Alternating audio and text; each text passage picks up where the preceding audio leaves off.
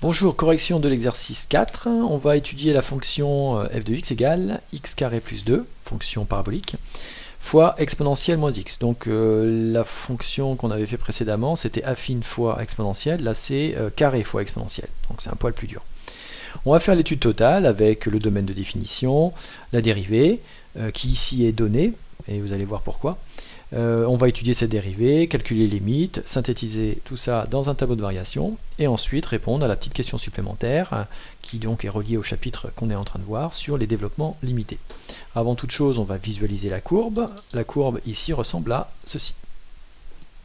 En fait, cette fonction, elle est assez simple, elle est décroissante. Voilà. Elle est décroissante tout le temps, il n'y a pas de changement de variation. On vient de plus l'infini pour petit à petit s'écraser en 0 a priori. Ça vous pouvez le voir sur votre calculatrice. Et tout ça, on va le synthétiser et dans un tableau de variation. Mais avant, il va falloir qu'on justifie tout ce que je viens de dire par calcul formel. Mais au final, on devrait avoir des calculs qui ne devraient pas être si compliqués que ça, puisque on a un tableau de variation à une seule case, puisque on n'a qu'une fonction décroissante, c'est-à-dire on n'aura qu'une seule case qui sera moins dans notre tableau de variation. On va répondre aux questions au fur et à mesure donc, de l'exercice. On va commencer par le domaine de définition. Ici, pas de problème. Fonction parabolique, carré, fois fonction exponentielle, pas de changement, pas de valeur interdite. Donc le domaine de définition, il est total, de moins l'infini à plus l'infini. Pour la dérivée elle est donnée, donc il faut juste la retrouver. Et puis si vous ne la retrouvez pas, c'est pas très grave, comme je vous la donne, vous pouvez continuer l'exercice. En général, c'est pas bon signe quand dans un exercice, on vous donne la dérivée et on vous demande juste de la retrouver, de vérifier le calcul.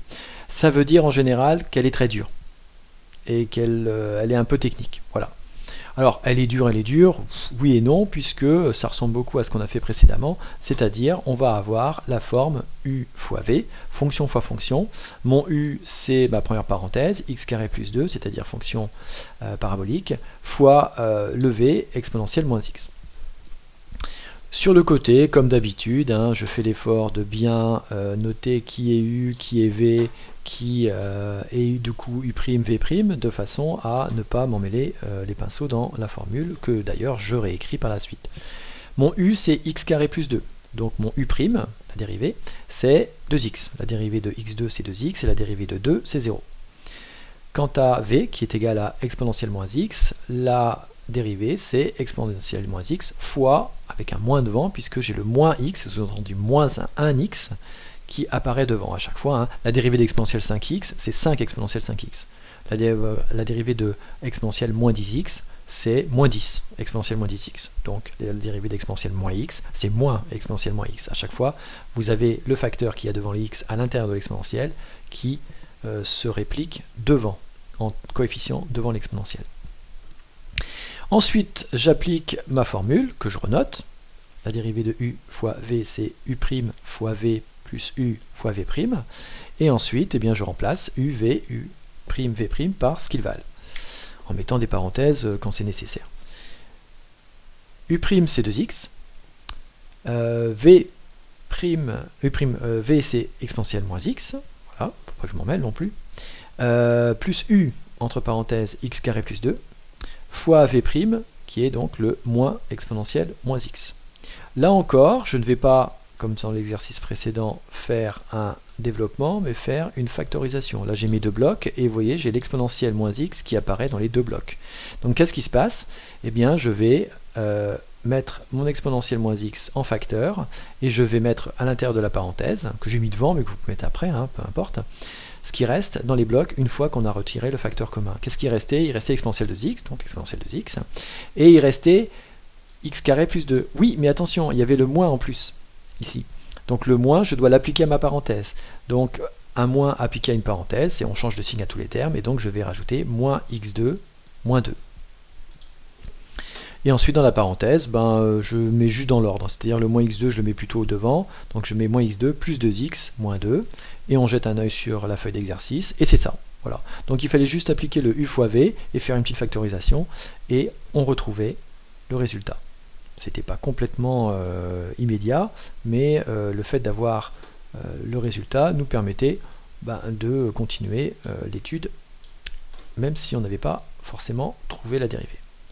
Alors maintenant, qu'est-ce qu'on va faire? On va regarder quand est-ce que la dérivée est positive, négative, mais avant je regarde quand est-ce que la dérivée est égale à 0. Donc quand est-ce que tout ce bloc-là, entre parenthèses, moins x2 plus 2x moins 2, fois exponentielle moins x est égal à 0. Déjà, il y a une chose sûre, c'est que l'exponentielle ne peut pas être égale à 0. Donc pour que ma dérivée fasse 0, il faut que ça soit toute ma parenthèse, moins x2 plus 2x moins 2, qui fasse 0. Et quand est-ce que ça est égal à 0? Eh bien, ça, c'est une équation du second degré à résoudre. Comment on fait une équation du second degré? Eh bien, tout simplement en appliquant la méthode du discriminant. Je ne vais pas trop m'embêter, je vais le faire à la calculatrice. Alors, je vais le faire à la Casio. Comme ça nous permet de réviser cette procédure. Donc, vous allez dans le menu « Et quoi ?» dans le menu polynomial, degré 2. Et donc là, j'ai déjà mis les chiffres en avance. Donc on a a qui est égal à moins 1, donc le chiffre devant x carré, 2x, donc 2, et moins 2 pour le c. Et qu'est-ce qui se passe quand je fais solve? Il m'indique qu'il n'y a pas de racine réelle. C'est-à-dire que on est dans le cas où le delta est négatif, c'est-à-dire que là, je n'ai pas de solution. Vous faites la même chose sur les Texas Instruments avec, je vous rappelle, le menu PLY SMLT2 que vous avez dans les apps. Et vous faites la même chose et vous aurez le même résultat. Donc ça veut dire quoi? Qu'il n'y a pas de racine. Ça veut dire qu'il n'y a pas de solution à mon équation. S'il n'y a pas de solution, c'est qu'il n'y a pas d'extrémum. Donc du coup, ma dérivée, quand est-ce qu'elle est égale à 0? Eh bien, jamais. Elle ne peut pas être égale à 0. Donc il n'y a pas de changement de variation, ce qu'on sait déjà depuis un petit moment, mais là c'est confirmé. Et pour le signe, ça se passe comment? Déjà, le signe là, de ma dérivée, j'ai l'exponentielle x, moins x. Un exponentiel, c'est positif, donc ça c'est réglé. Et du coup, quel est le signe de mon bloc, moins x carré plus 2x moins 2? Eh bien, quand on a revu la méthode du discriminant, on a également revu la règle des signes. Et la règle des signes, c'est qu'il faut juste regarder le a. Et donc, lorsqu'on n'a pas d'extrémum, c'est-à-dire de changement de variation, de racine, eh bien c'est du signe de a. Et a étant égal à moins 1, c'est négatif, donc tout mon polynôme de degré 2 est négatif. Donc l'exponentiel est positif, la parenthèse est négative, plus par moins ça fait moins, et donc ça veut dire que je n'ai qu'une seule case dans mon tableau de variation, et ça sera moins, et c'est vérifié de manière formelle. Pour les limites, ça va être un petit peu technique, ça va ressembler un petit peu à ce qu'on a fait dans l'exercice précédent, et on va voir ce que ça donne. Je vais prendre mon expression de départ, f de x, et je regarde quand est-ce ce qui arrive quand on a plus l'infini. Donc x carré plus 2, donc je fais plus l'infini au carré plus 2, fois l'exponentielle de moins x, donc l'exponentielle de moins plus l'infini. Donc ici, je vais avoir plus l'infini au carré, ça fait plus l'infini. Et plus l'infini plus 2, ça fait plus l'infini. Donc là, ça c'est réglé pour cette parenthèse-là. Moins plus l'infini, la règle des signes, moins fois plus, ça fait moins. Donc ça fait moins l'infini. Et donc ça me fait l'exponentielle de moins l'infini, qui me fait 0. Et je me retrouve encore une fois avec une forme à déterminer. Moins l'infini fois 0. Oui, mais on a appris précédemment dans le chapitre sur les limites, que la fonction exponentielle était toujours prioritaire. Et que fait la fonction exponentielle? Elle va vers 0. Donc si la fonction exponentielle va vers 0, elle entraîne tout le reste, et ma limite aussi de toute ma fonction va vers 0. Sur moins l'infini, je n'ai pas de souci. C'est-à-dire que lorsque je vais remplacer x par moins l'infini, ça va me donner ceci. X carré plus 2, donc moins l'infini au carré plus 2, fois l'exponentielle de moins x, donc l'exponentielle de moins l'infini. Qu'est-ce qui se passe au niveau de la parenthèse? Moins l'infini au carré, ça fait plus l'infini, puisqu'un carré est toujours positif. Et plus l'infini plus 2, ça refait plus l'infini. Donc le calcul est identique au calcul précédent. Et là, ici, j'ai moins par moins, donc à l'intérieur de l'exponentielle, j'ai l'exponentielle de plus l'infini. Et que fait l'exponentielle de plus l'infini? Il va vers plus l'infini, puisque je connais ma fonction exponentielle par cœur. Et du coup, je me retrouve avec plus l'infini fois plus l'infini, ça fait plus l'infini. Et là, ici, il n'y a pas de souci, pas de forme indéterminée pour cette deuxième limite. On va synthétiser tout ça dans un tableau de variation, que voici. On a dit que le domaine de définition c'était de moins l'infini à plus l'infini, qu'il n'y avait qu'une seule case et qu'elle était négative, donc ça signifie que ma fonction est décroissante, que la limite en moins l'infini c'était plus l'infini, et que la limite en plus l'infini c'était 0. Voilà, donc j'ai mis toutes mes données sur mon tableau de variation. Il ne reste plus qu'à faire la petite question sur le développement limité. Et donc si je reprends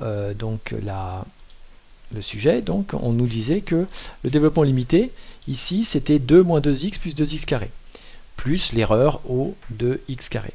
Donc là, en fait, c'est le développement limité d'ordre 2, puisque je m'arrête à x carré.